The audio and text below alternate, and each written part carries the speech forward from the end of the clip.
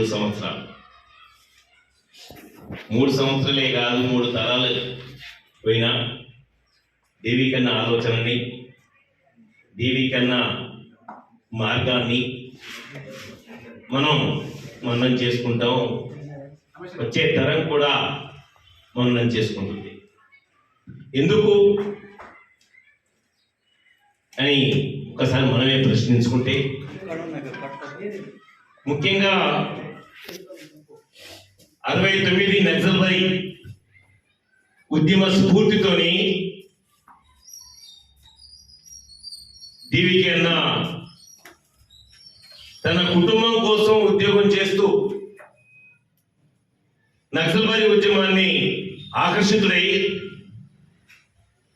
ఉద్యమానికి తిలోదకాలు ఇచ్చి ఉద్యమానికి రామ్ రామ్ చెప్పి ఈ దేశంలో ఉన్న దోపిడీ పీడన, ఈ దేశంలో ఉన్న పేదరికం, కుల వివక్షత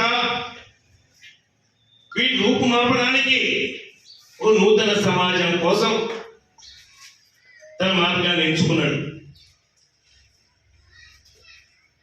అయితే ఏదైతే ఆనాడు నక్సల్బరీ ఉద్యమం స్ఫూర్తి అందించిందో ఆ స్ఫూర్తితోనే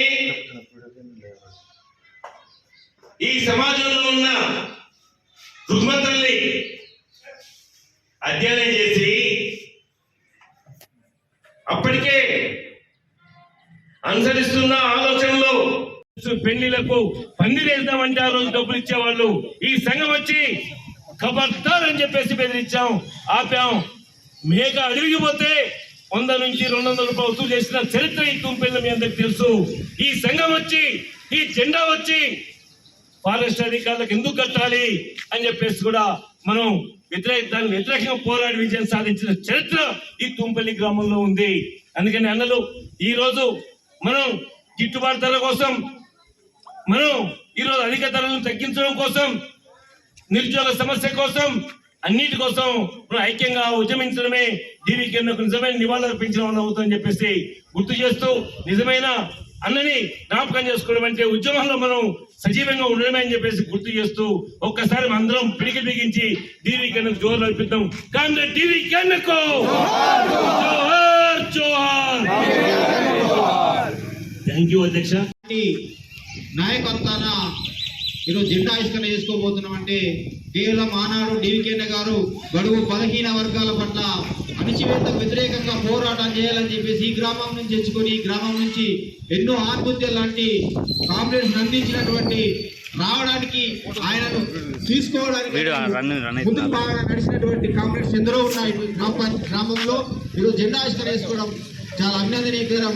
ఈ జెండా ఆవిష్కరణకు ముఖ్య అతిథిగా వచ్చినటువంటి ప్రభాకర్ అన్నకు, అట్లాగే ఈ ప్రాంతంలో చిన్న వయసు నుంచే ఉద్యమమే ఊపిరిగా, ఉద్యమం తప్ప ఇంకోటి లేదన్నట్టుగా ఈ ప్రాంతంలో కేంద్ర బిందువు ఏర్పడినటువంటి రామకృష్ణ అన్నకు కూడా స్వాగతం పలుకుతూ, అట్లాగే సీనియర్ నాయకులు ఈ గ్రామస్తులు సూర్యేష్ అన్నకు కూడా స్వాగతం పలుకుతూ, అట్లాగే దేవరమన్న ఆర్మూర్ డివిజన్ కార్యదర్శి దేవరామన్న కూడా పూర్తిగా తన వ్యక్తిగత జీవితాన్ని కేవలం ఉద్యమానికి అంకితమై పనిచేస్తున్నటువంటి వారందరికీ పేరు పేరున విభ్రాంతాలు తెలియజేస్తూ, అట్లాగే జెండా ఆవిష్కరణ విద్యానికి సందేశం ఇచ్చాల్సిందిగా ఆర్కే నన్ను మాట్లాడాల్సిందిగా కోరుతున్నాం.